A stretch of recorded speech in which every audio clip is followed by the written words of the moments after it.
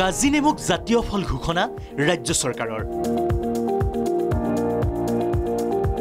কাজি নেমুক আন্তঃৰাষ্ট্ৰীয় বজাৰলৈ ৰপ্তানিৰ পদক্ষেপ। কাজি নেমুক জাতীয় ফল হিচাপে ঘোষণা কৰাৰ সিদ্ধান্ত গ্ৰহণ ৰাজ্য চৰকাৰৰ।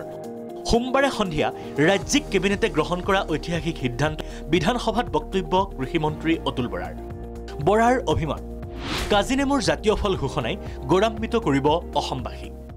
অসম মন্ত্ৰীসভাৰ বৈঠকে অসমৰ এবিধ বিশেষ স্বকীয় বৈশিষ্ট্যৰে ভৰা ফল কাজি নেমুক অসমৰ জাতীয় ফল হিচাপে গ্ৰহণ কৰিবলৈ সিদ্ধান্ত গ্ৰহণ কৰিছে। কাজি নেমু অসমৰ পৰম্পৰা, সংস্কৃতি আৰু ঐতিহ্যৰ বাহক। কাজি নেমু, যাক ইংৰাজীত আছাম লেমন আৰু বৈজ্ঞানিক ভাষাত চাইট্ৰাছ লিমন বুলি কোৱা হয়। 2019 চনত কাজি নেমুৱে লাভ কৰিছিল GI টেগ।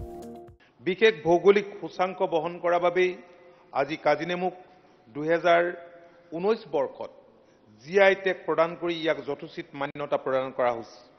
2018 চনৰ 5 জানুৱাৰী তাৰিখে অসমৰ বিখ্যাত কাজি নেমুৰ ভৌগোলিক সূচাংক বা জিঅ'গ্ৰাফিকেল ইণ্ডিকেশ্যনৰ মান্যতা বিচাৰি CRSN দিহিং নেমুটেঙা উন্নয়ন সমিতিয়ে অসম কৃষি বিশ্ববিদ্যালয়ৰ সহযোগত আবেদন জনাইছিল আৰু এই আবেদনৰ ফলস্বৰূপে আজি অসমৰ কাজি নেমুৱে মৰ্যাদাপূৰ্ণ GI টেগ লাভ কৰি বিশ্বৰ দৃষ্টি আকৰ্ষণ কৰিবলৈ সক্ষম হৈছে।